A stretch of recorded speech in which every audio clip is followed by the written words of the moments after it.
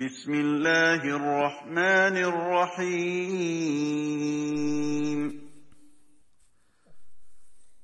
إن الحمد لله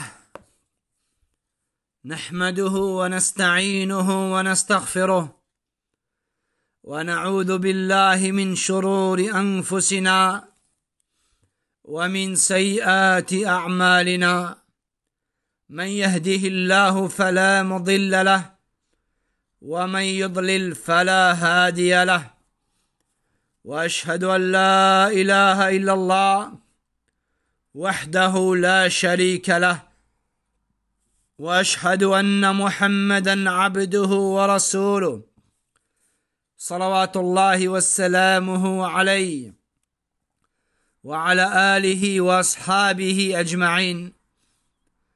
يا أيها الذين آمنوا اتقوا الله حق تقاته ولا تموتن إلا وأنتم مسلمون. يا أيها الناس اتقوا ربكم الذي خلقكم من نفس واحدة وخلق منها زوجها وبث منهما رجالا كثيرا ونساء واتقوا الله الذي تساءلون به والأرحام إن الله كان عليكم رقيبا. يا أيها الذين آمنوا اتقوا الله وقولوا قولا سديدا يصلح لكم أعمالكم ويغفر لكم ذنوبكم ومن يطع الله ورسوله فقد فاز فوزا عظيما. أما بعد فإن خير الكلام كلام الله وخير الهدى هدى محمد صلى الله عليه وعلى آله وسلم وشر الأمور محدثاتها وكل محدثة بدعة وكل بدعة ضلالة وكل ضلالة في النار. فيا أيها الناس أوصيكم ونفسي بتقوى الله جل وعلا. Ô vous les gens, je m'enjoins ainsi qu'à vous la crainte d'Allah subhanahu wa ta'ala. Donc le chapitre qui suit, se préserver des péchés commis par la langue et les mérites en découlant. يقول الله تبارك وتعالى في كتابه الكريم وإن تعدوا نعمة الله لا تحصوها إن الإنسان لظلوم كفار. Le sens du verset: et si vous comptiez les bienfaits d'Allah, vous ne sauriez les dénombrer. Donc la langue est un de ses bienfaits. Allahu Jalla wa Ala a honoré l'être humain en lui en faisant don afin qu'il puisse s'exprimer. Et dans le sens du verset d'Allah Jalla wa Ala, le tout miséricordieux, il a enseigné le Coran, il a créé l'homme, il lui a appris à s'exprimer clairement.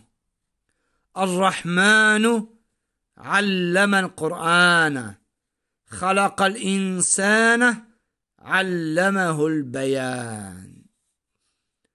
قال جل وعلا ألم نجعل له عينين ولسانا وشفتين. Dans le sens du verset, ne lui avons-nous pas assigné 2 yeux et une langue et 2 lèvres?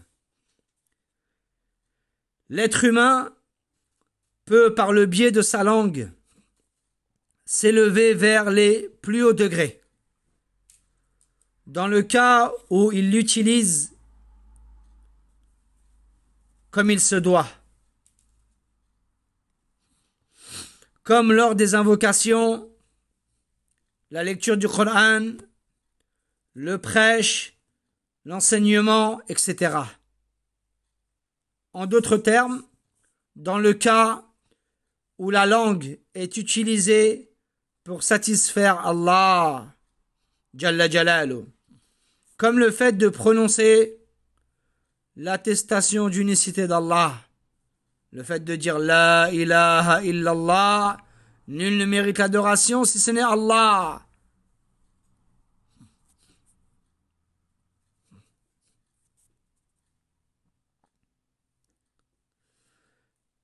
Si bien sûr toutes les conditions qui y sont liées sont remplies. Ces conditions ont été regroupées dans le vers suivant. En connaître le sens, avoir la certitude, vouer culte exclusif avec sincérité, aimer cette parole, faire preuve de servitude, accepter toutes les choses qu'elle pourrait impliquer. Donc ici, cette parole est la meilleure chose que peut prononcer la langue.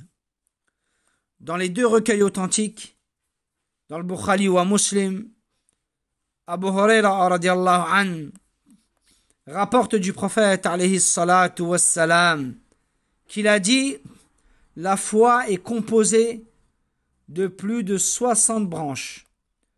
La meilleure est de dire « Il n'y a de divinité digne d'adoration qu'Allah » c'est-à-dire nul ne mérite d'être adoré en droit si ce n'est Allah. Le moindre est d'enlever un objet gênant de la route. Et la pudeur est une branche de la foi. Donc c'est par cette parole que l'on atteint le succès et la réussite. C'est pour cela que le prophète alayhi salatu wassalam invitait son peuple à prononcer cette parole.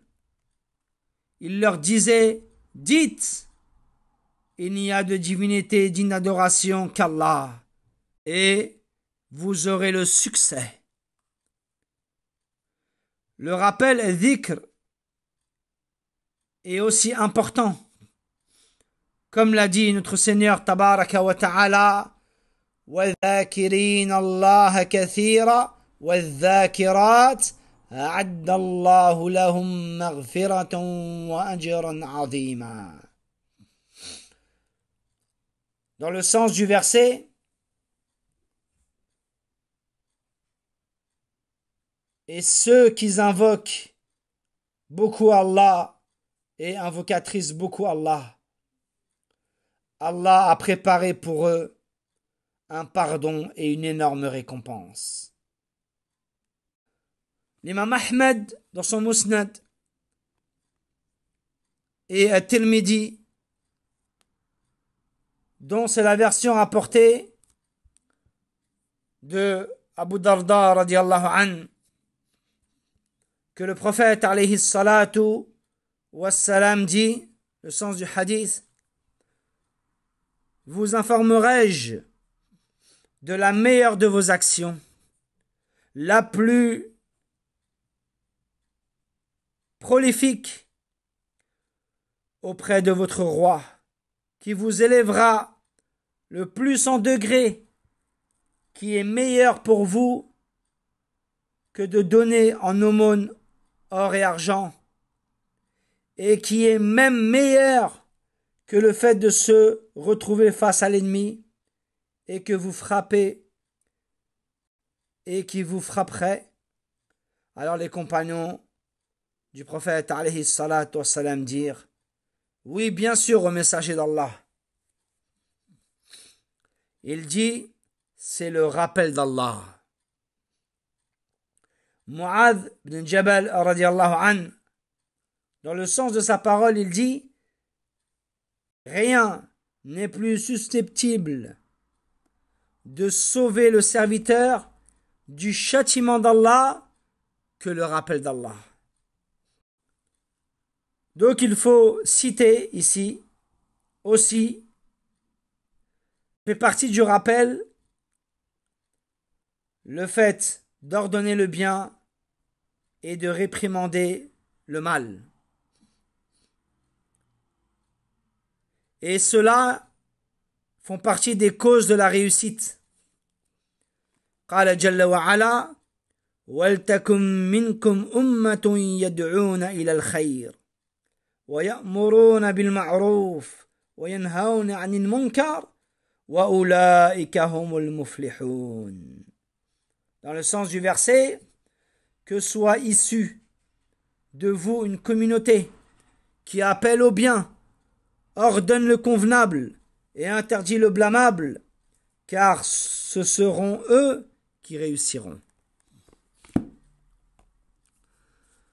Donc, avoir de bonnes paroles est aussi un acte qui satisfait Allah Jalla wa Ala, car cela protège de l'enfer. L'imam al-Bukhari, rahimahullah, rapporte dans son recueil, d'après Adi ibn Hatim, radiallahu an, il dit le prophète, alayhi salatu wassalam, mentionna l'enfer et invoqua Allah pour qu'il l'en protège. Soudain, son regard se figea, yani comme si il voyait l'enfer. Il mentionna à nouveau l'enfer et invoqua Allah pour qu'il l'en protège.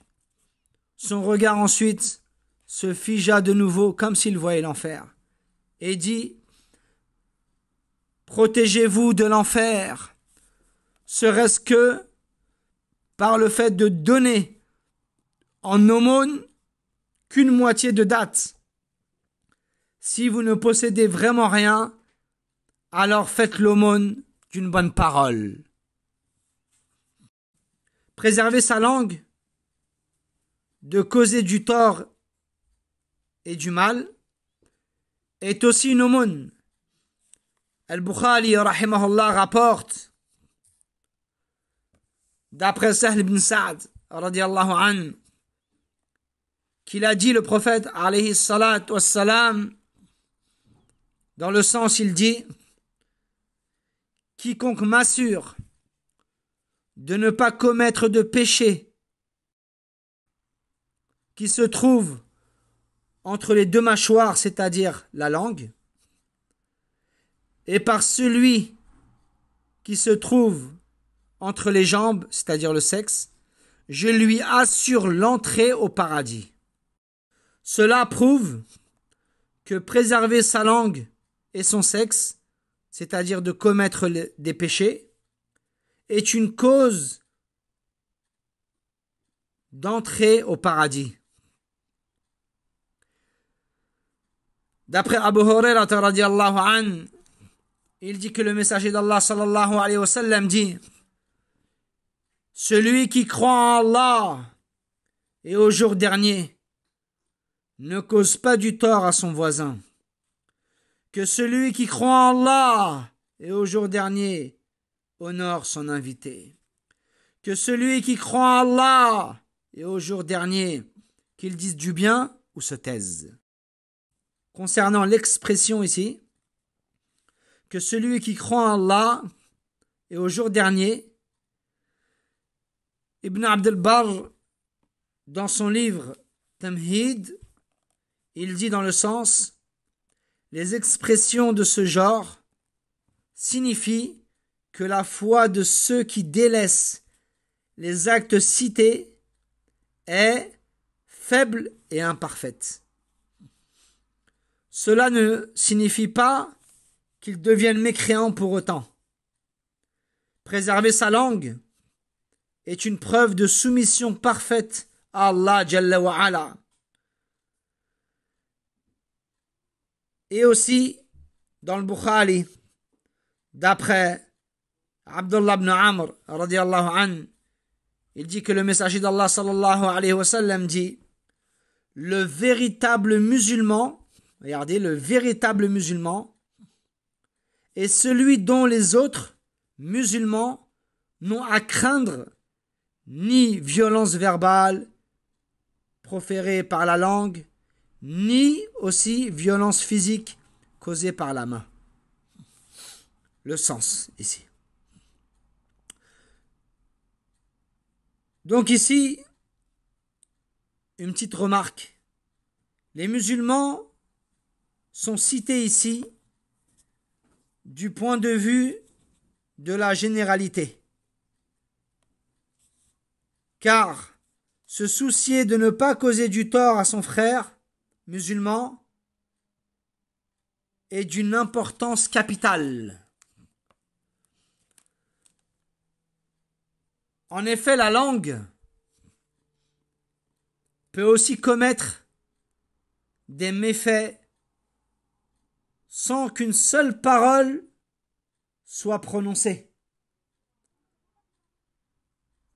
Comme le fait de tirer la langue par moquerie.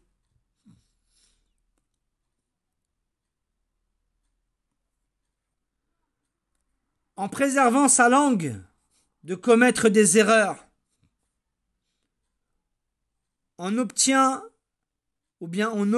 la récompense qu'Allah Jalla wa Ala réserve à son serviteur, consistant à ce qu'il lui améliore ses actes et lui pardonne ses péchés.